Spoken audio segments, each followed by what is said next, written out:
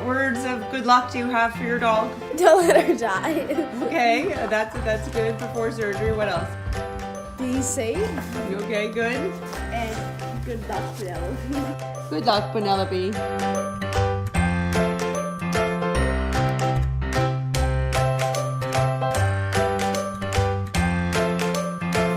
You just like the loving part. You like the loving part. She was a good girl. Are you weak from hunger, Penelope? Sleepy sleep.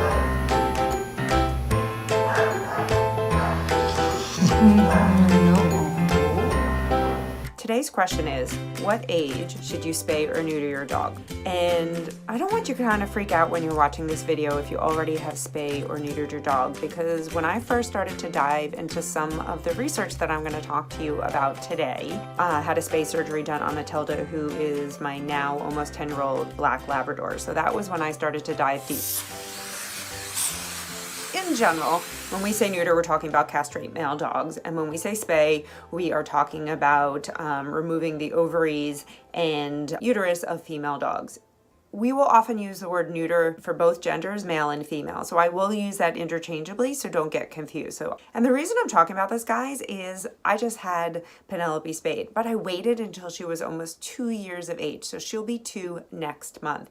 And Matilda, I did it at 6 months of age, which is when I was taught in vet school. What we learned was that dogs and cats should be spayed when they're young. This is a very sensitive subject. I am not advocating that all dogs should not be spayed and neutered when they are 6 months of age, and lots of shelters will do it at 4 months of age. There is a huge pet overpopulation problem in the United States, and so it is really important that we can control the pet population, and early spay and neuter, so before these pets are getting adopted, is really, really important. So before people start commenting and getting really angry that what I'm recommending is going to lead to pet population, I realize the importance of early spay and neuter, but again, there is some benefits potentially when it comes to cancer to delaying spay or neutering. And as a pet owner and an oncologist, that is why I personally made the decision for Penelope to wait. So I'm going to share with you that information so you can make an educated decision, but I'm not advocating this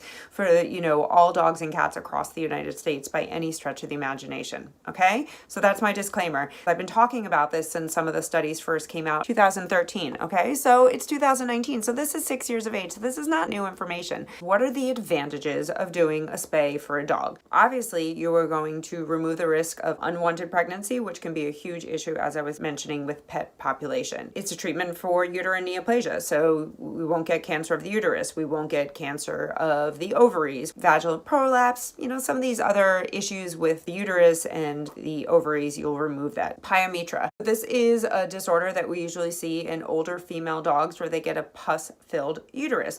So by having your dog spayed, they're not going to have to deal with pyo later on in life, which is typically when we see it. So that's an advantage as well. One of the big advantages is that dogs that are spayed before their first heat, which is usually around the 6 months of age, there's a dramatic decrease in mammary cancer or breast cancer. So in the last vlog, we talk about mammary cancer, and I went through that in more detail. So please watch that vlog. There's still a preventative benefit against mammary cancer if you spay before the second heat, but if it's after that heat, you really lose the protective benefit for mammary cancer. So again, as an oncologist, it would seem like a no-brainer that I would absolutely recommend early spay, right? And that was what I learned in vet school. But it gets a little bit more complicated with that. So why wouldn't you potentially want to have your dog spayed? So there's been association with obesity because it decreases the metabolic rate. There's been studies around and some new studies that show that dogs that are not overweight live longer. And the original study was Labradors. They live by 2 years, which is like so long when you think about a dog. So again, really important that we don't let our dogs get overweight. Urinary incontinence has also been associated with that as well. So the big benefit to potentially delay or not spay a dog is it has been shown to, in some of these newer studies, to have a protective benefit for some cancers in some breeds of dogs, and also potentially have a protective benefit for certain joint diseases like cruciate ligament and hip dysplasia. So this really was brought to our attention with a study that was done with just golden retrievers. So the question is that applicable to other dogs, mixed breed dogs, other breeds? I don't know. But again, they looked at almost 800 dogs. This came out of California. These were dogs that went to a veterinary hospital, so it was a select group of dogs, but almost 800 dogs. And they looked at male dogs and female dogs, intact dogs and neutered female dogs, and that were still intact, and then that were spayed. And they looked at the association with hip dysplasia, cruciate ligament rupture, lymphoma, hemangiosarcoma, and mast cell tumor. And then we started to trend and see a protective benefit.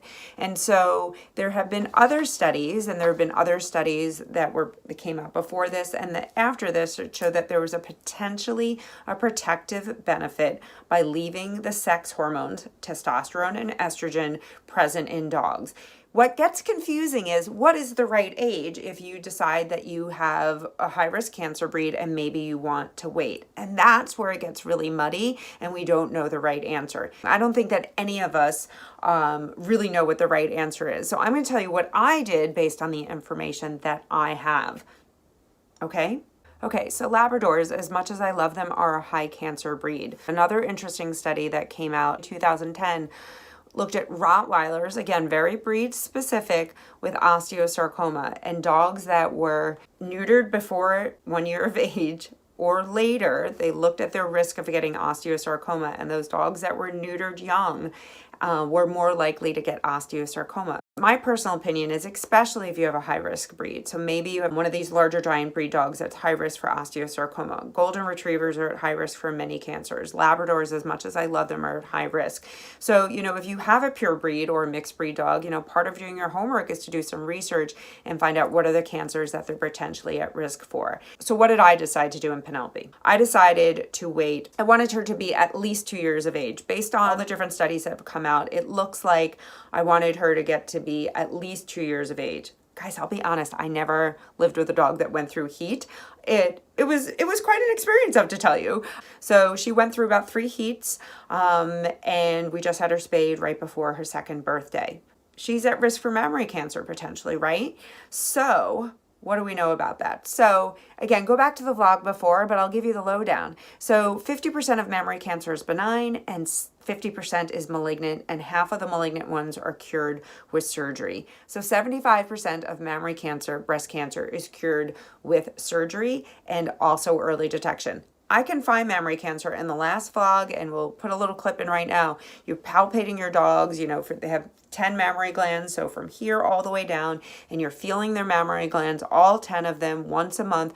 I can detect mammary gland cancer earlier than I can lymphoma, hemangiosarcoma, osteosarcoma, and all these other internal cancers. So the educated decision that I made is that I would delay her spay. Hopefully she would get the protective benefit of those sex hormones for the internal cancers and the other joint diseases, hip dysplasia, and then I will just monitor her monthly, because I believe in early detection of lumps and bumps, not just mammary cancer, but my see something, do something, why wait, aspirate. So I went to the surgeon at my new practice and I said, hey, can you do Penelope spay? And he said, sure. Do you want a regular spay or an ovarectomy? And I said, huh? I didn't even know. There's a new way. So traditionally, when you do a spay, they remove the ovaries, both ovaries, the egg makers. I don't know why I'm pointing, you can't see, they're down there, and the uterus. The current thought is that you can leave the uterus and just remove the ovaries, and then the uterus will sort of just atrophy, sort of shrivel up. So I asked, well, can they still get pyometra, which is that pus-filled uterus? But it's really driven by hormones. So if you remove the source of hormones, which is the ovaries, the risk of pyometra later on is not really an issue. So what are the advantages of that? Instead of doing a midline incision, which can be a little bit bigger, he was going to go in with those fiber optic cameras and just remove the ovaries that way. So she would have smaller incisions and quicker recovery time. So we just removed her ovaries. We left her uterus in, and she's recovering well from surgery.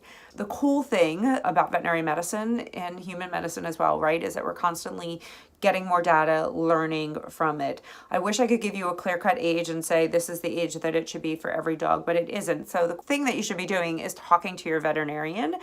Know what the potential pluses or minuses are and what cancers they may be at risk for, and make sure you talk to your veterinarian about early staging and screening and monitoring for those lumps and bumps. And what can you do for those internal cancers? Because those are the hard ones, right? So I'll just let you know I'm a big advocate for going to your vet twice a year. And people say, gosh, Dr. Sue, that's so frequent. It's not. Think about how our dogs age. That's like me or you going to the doctor every couple of years. Taking your dog or your cat to the vet every 6 months, especially from middle ages on, is really, really important. And then I'm a big advocate of chest x-rays and abdominal ultrasound twice a year as well, because I want to find, abnormalities early, find those cancer early.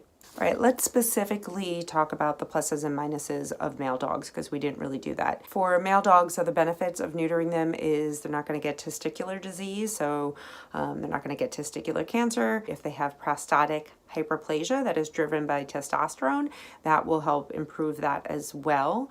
Sometimes dogs get these masses by their butt called perianal adenomas. It is a benign cancer, and they are also driven by testosterone, and 90% of them will resolve if you castrate the dogs. Also, if they have a prostatic infection or cyst, castration can also be of benefit as well.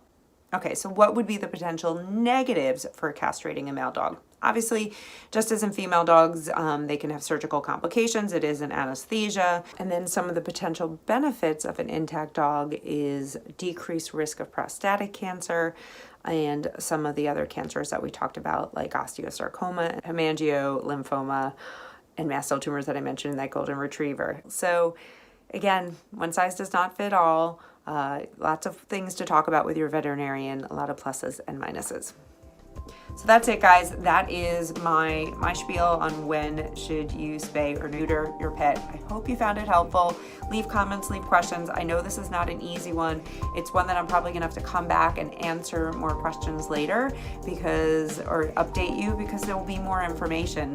And that's how it is. We learn more, we teach more, and sometimes we change our recommendations. But this is what I did for my dog. So Doc, what would you do for your dog? I'm telling you exactly what I did. Hopefully you found it helpful. Please subscribe, leave me comments. Thank you so much for joining, and let's kick cancer's butt.